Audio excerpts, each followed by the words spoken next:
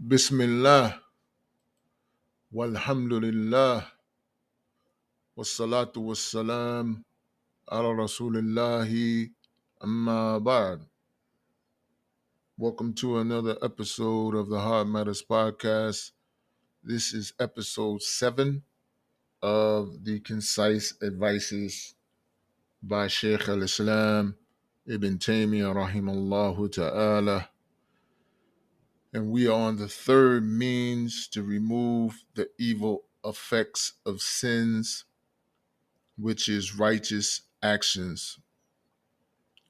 Shaykh al-Islam, rahimahullah, he said the third means to remove the consequences of sins is righteous deeds which expiate sins. Explanation by Shaykh Ruhaili Hafidullah. The Prophet ﷺ said, follow up an evil deed with a good deed and it will wipe it out. Righteous actions are an eraser. Some of the scholars call righteous actions purifiers, meaning by way of righteous actions, the person purifies himself from sin. Shaykh al-Islam Ibn Taymiyyah rahimahullah, he said, like the expiation prescribed for the one who has intercourse during the day in Ramadan, or the one who divorces his wife by zihar, or the one who commits some actions which are forbidden during the pilgrimage, or one who fails to fulfill some of its obligations, or the one who hunts during the pilgrimage. Shaykh Ruhaili Hafidullah, he says, the prescribed expiation is the specified expiation, which is the consequence of an action. Whenever the action occurs, the expiation becomes mandatory. These expiations are ways to remove sins or shortcomings. It is hoped that the expiation will remove the consequences necessitated by the sin. Some of the ulama, the scholars, say that the expiation does not completely remove the sins consequences unless it is accompanied by tawbah. The correct statement from the scholars is that the expiation is a deterrent before the sin occurs, while it is restoration after the sin occurs. The expiation deters the people from committing the sin, but if the people commit the sin, then the expiation repairs the errors they committed. Let's stop here for a second. Now, the Sheikh is probably going to explain this, get into this in a little bit more. But what is being talked about here are the prescribed expiations for issues that are violated or obligations obligations that aren't fulfilled. So the first one that Shaykh al-Islam rahimahullah mentioned is the expiation for having sexual intercourse during the month of Ramadan. The ulama are stressing that the expiation is a deterrent before you do it, because the prescribed expiation is for doing that is you must free a slave. If you can't do that, then you have to fast for 60 days or for 2 months consecutively. That's the expiation. So that is not easy. Matter of fact, if you're doing the expiation fast and you break the fast one of those days for whatever reason, you have to start over. You have to start the 60 days over again. So this is what they're talking about. They're saying that it is a deterrent in itself. It is a deterrent to let people know, look, you don't want to do this, because if you do this, then these are the steps that you're going to have to take in order to get this sin off of your back. Now, back to Sheikh Ruhaili Hafizullah. He says, Sheikh al-Islam said, like the expiation prescribed for one who has sexual intercourse during the day in Ramadan. Sexual intercourse during the daylight hours of Ramadan is a major evil and a sin. If the person has sexual intercourse during the daylight hours of Ramadan, then the mandatory expiation for this is freeing a slave. If he does not have a slave to free, he must fast 2 consecutive months. If he's not able to do that, he must feed 60 poor people. If he does this, it will remove the evil consequences of the sin. Let's stop here again. You see, this is why the ulama say that this issue, the expiation for these issues, is a deterrent to keep the person from doing it in the first place. But if it is violated, then the expiation, it is hoped that the expiation will remove the consequences of the sin. Back to the sheikh. And he still must make up this day of fasting. The most correct statement from the scholars concerning this matter is that it is obligatory upon him to make up this day of fasting and perform the expiation. What are the effects of the expiation? The effect of the expiation is that it is a deterrent before the sin is committed. When the person knows that having sexual intercourse during the daylight hours of Ramadan will result in this major expiation, it will prevent him from having sexual intercourse during the daylight hours. The scholars have mentioned a noble, valuable principle. When the natural impediment is weak, the legislative impediment is stronger. And when the desire to commit an act is strong, the deterrent to commit the act is stronger.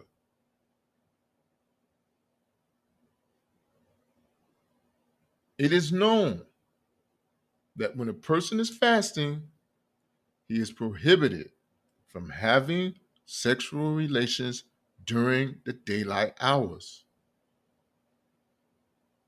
The enticements and temptations become strong and the soul is weak if you want to speak truthfully about this matter.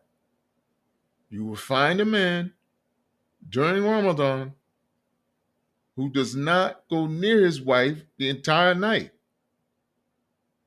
But when he starts fasting, the shaitan comes to him and the temptations come to him and he falls into the impermissible.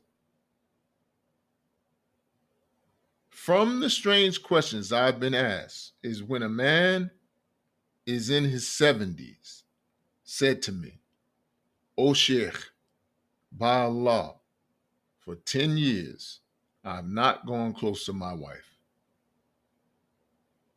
And this year during Ramadan, while I was fasting, I had sexual relations with her.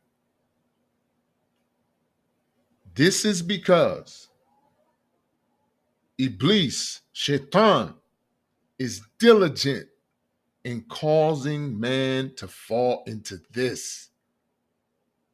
Because of this, there is a difficult expiation as a deterrent for a man to keep him from falling into this sin. Let's stop here for a second. This is a soul, a foundation in Islam, that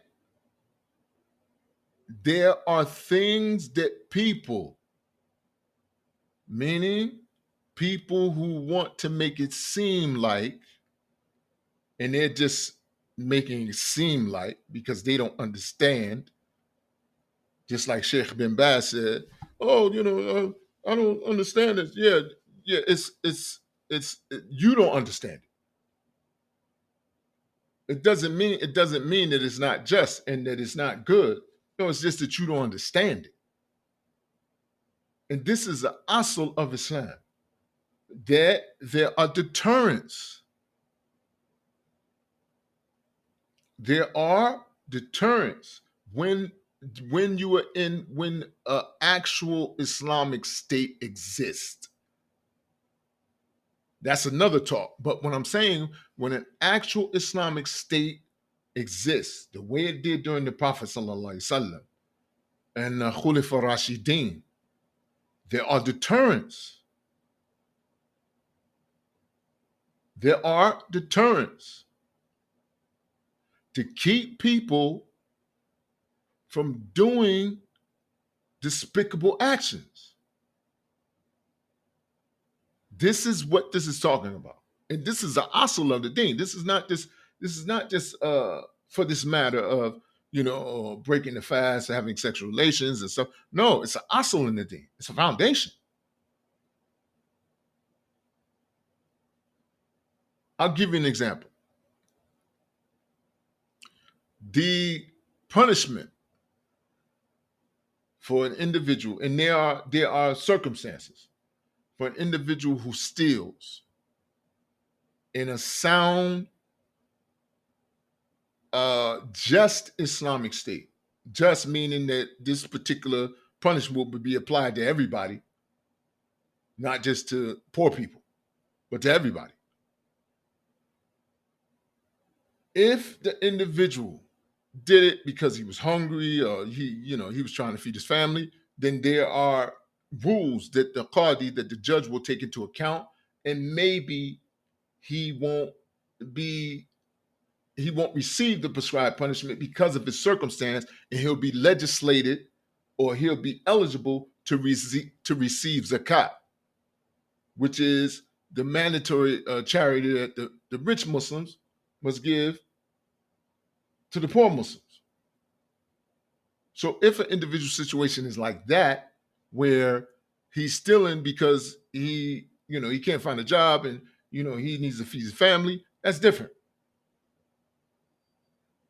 But if an individual is stealing because he's a thief, he's stealing because he wants to steal, there's a punishment.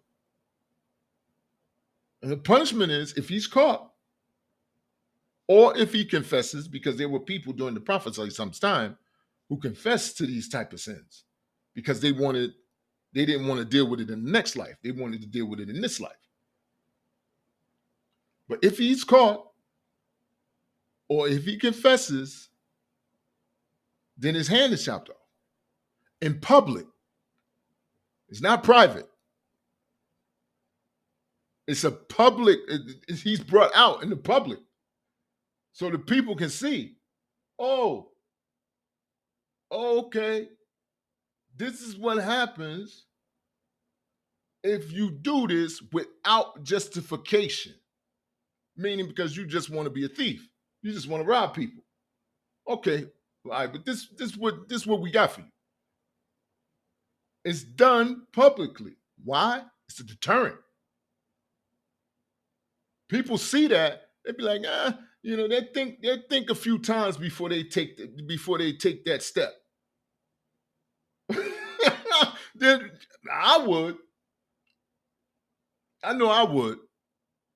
They think a few times before they take that step. because I don't want to be that guy. I don't want to be him. No. Ala kulli halin. Back to the sheikh. After the person has committed the sin, the expediation is in place to remove the consequences of the sin. But as for the day in which he has sexual relations while fasting, this day of fasting must be made up. Let's stop again.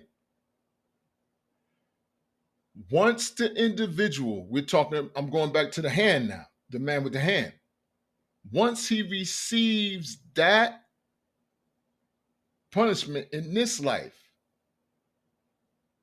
it is hoped that he will not be held accountable for that in the next life. You see? So it's a deterrent, and it is also a possible expiation for having to deal with it when you meet Allah on the other side. Now, the Sheikh Hafidullah continues. Sheikh al-Islam said, or the one who divorces his wife by telling her she is like his mother's back. This is something they used to do back during the time of the Prophet Sallallahu Alaihi Wasallam. And this is if a man would say that to his wife, he would automatically be divorced from her. The expediation for this is freeing a slave and fasting 2 months consecutively. If he can't free a slave, or feeding 60 poor people, if he can't fast 2 months consecutively. Shaykh al-Islam, rahimahullah, said, or the one who commits such actions which are forbidden during the pilgrimage. Why did he say some and not the one who commits actions which are forbidden during the pilgrimage? This is because there are some forbidden acts during the pilgrimage which do not carry a penalty or expediation. For example, marriage. There is no penalty for marrying while performing the pilgrimage. For this reason, he said, some actions which are forbidden. The penalty for the person who shaves his head while in the state of ihram, or the one who removes some of his hair while in ihram, is that they have the choice to either sacrifice an animal, feed 60 poor people, or fast 3 days. Sheikh al-Islam said, or one who fails to fulfill some of the obligations, meaning, likewise, the one who abandons some obligations of Hajj should offer expiation, because the person who leaves off some obligations of Hajj must offer a sacrifice. This is a subtle issue of jurisprudence here. Does the sacrifice offered by the person who leaves off some of the obligations of pilgrimage take the place of those obligations? Or is the sacrifice to remove the effect of leaving off some obligations? Is this affair from the trivial matters of knowledge? No. Rather, this has a great effect on the rulings of pilgrimage.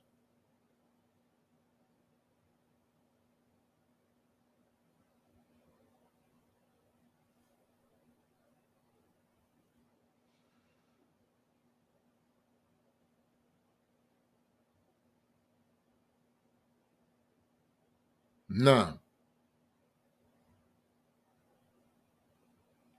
Sheikh al-Islam said, these expediations are of 4 types: offering a sacrifice, freeing a slave, giving in charity, and fasting. The sacrifice mentioned here is not the same sacrifice offered by those performing the pilgrimage. As for the charity, does this include zakat? No, it does not. Why? Because we are speaking about expediation. And expediation involves charity, which is separate from zakat. Some of those who explain this treatise by the Sheikh, they err by saying that this charity includes zakat and not optional charity. We say the intent here is not zakat or optional charity. The intent here is charity which became obligatory due to a specific action, such as feeding 60 poor people for the person who shaves his head while in the state of ihram. It's not an optional charity. You must do it in order to expedite for that particular sin. Now, the Sheikh continues. Similarly, the fasting mentioned as expiation does not include the obligatory fast of Ramadan. And it does not include the optional fast, like on Mondays and Thursdays. The intent is that Allah has obligated the person who does specific actions to fast as expiation for those actions.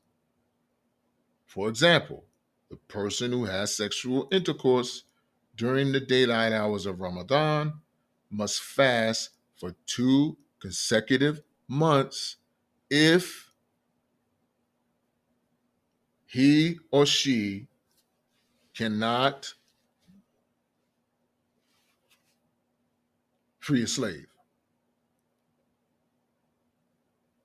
Sheikh al-Islam, rahimahullah, says, regarding the kinds of expiation that are unrestricted, as Hudhayfa said to Omar, radiallahu anhuma, the fitna faced by a man because of his family, wealth, and children may be expedited by prayer, fasting, charity, and enjoining what is good and forbidding what is evil. Sheikh Ruhaili, Hafidullah, he said, the unrestricted expiation here means righteous actions. Righteous actions are expiations for sins, as we have mentioned. Righteous actions are called purifiers. The hadith of Ibn Abbas, radiallahu anhu, mentioned the dispute of the angels who sit on lofty stations. It is a tremendous hadith. The Prophet ﷺ said that Allah spoke to him in a dream and said, O Muhammad, do you know what the chiefs on high are disputing about, meaning the angels?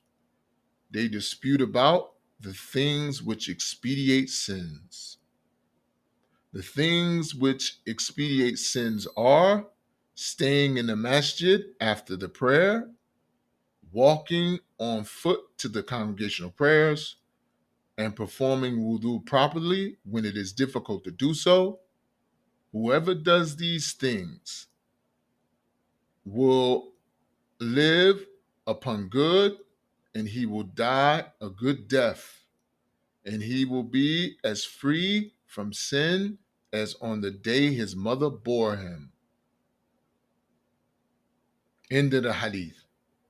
Sheikh Ruhaili, Hafidullah, says, what are the chiefs on high disputing about? They dispute about the things which expedite sins. This hadith explains those actions which expedite sins. He said, staying in the masjid after the prayer, walking to the congregational prayers, performing wudu properly when it is difficult. Whoever does these things will live upon good. This means those who perform these good deeds. How much good has passed us by? Who from amongst us is diligent in remaining in the masjid? SubhanAllah. When the Imam says the salam to exit the prayer, it is as though the people were sitting on hot coals. The good one is the person who at least remains sitting to remember Allah Ta'ala, and even he will rush in his remembrance and then walk away. Of course, sometimes a person will have some business to attend to, so he must leave. But for most of us today, it has become such that we do not sit in the masjid except on rare occasions. Remaining in the masjid is from the righteous actions. The person who remains in the masjid is promised that he will live upon good. And it is also from the reasons for having a good ending, because the Prophet ﷺ said, and he will die a good death. Likewise, walking on foot to the congregational prayers and performing wudu properly when it is difficult. The proof that righteous deeds expedite sins is that the text of this hadith calls righteous actions the expediation of sins. Ibn Taymiyyah rahimahullah said, Hudhayfa said to Omar, the fitna faced by a man because of his family, wealth, and children may be expedited by prayer, fasting, charity, and enjoining what is good and forbidding what is evil. In another narration, he mentioned the fitna faced by a man from himself, his children, and his neighbor. The fitna faced by a man because of his family, wealth, and children. What is the fitna of a man concerning his family, wealth, and children? The scholars said it is what he is exposed to by entertaining them, or the minor sins he does for them. The scholars have said that a man may be tested in his children, he may be tested by his children, or he may be tested from his children. He may be tested by his children, so he plays with them, and he may miss some of his obligations because of them. How many people ever never took a picture until he had a child? And now he carries around a picture of his child on his phone. They're good people who have refused to take a picture since they have known the truth, except those pictures which are necessities. But once he has a child, he photographs his children. He has been tested by his children. He may be tested in his children by his children being upon an evil path or having bad manners and refuses sought with Allah. He may be tested from his children by the child calling the parent to evil. How many men were upon guidance, the sunnah, and he actualized uprightness, but when he had a child, his child keeps at him until he distorts the parent and turns him away from it. As for the man being tested by his neighbor, as appears in the other narration, the ulama said that this is what occurs due to envy or from infringing on their rights, like with the driveway, for example.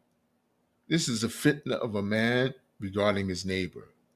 Righteous actions expedite these fitna, such as the prayer, fasting, enjoining the good, and forbidding the evil. The scholars have agreed that righteous actions expedite the minor sins, but do righteous actions expedite major sins. We will give an illustration so you will know the implications of this matter. Does a Muslim pray or not? He prays. The greatest righteous action after Tawheed is the Salah.